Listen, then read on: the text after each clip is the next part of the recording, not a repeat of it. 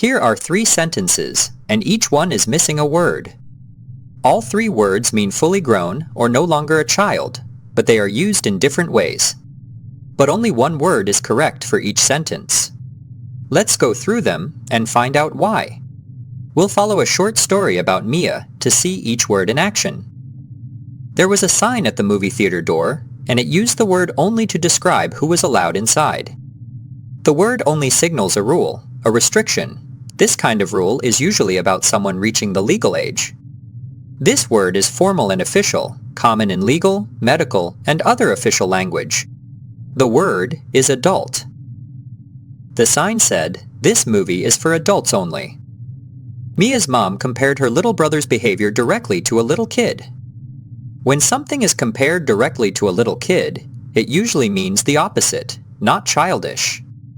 Unlike adult, which is formal, this word is informal, and it is common in everyday speech, especially around children. The word is grown up. Mia's mom said, "Act like a grown-up, not a little kid." Now, there is only one word left, so let's see if it fits. People described Mia's friend using the phrase for her age. The phrase for her age compares someone's behavior to their actual age, sometimes describing someone who seems more grown than expected.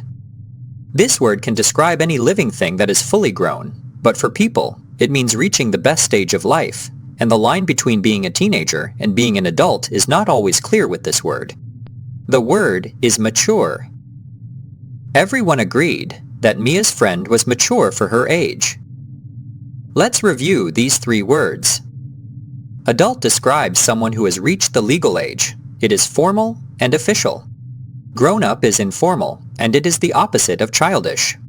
Mature is about reaching the best stage of life, and it does not always follow a clear age line. 3 words. 1 idea, 3 different situations.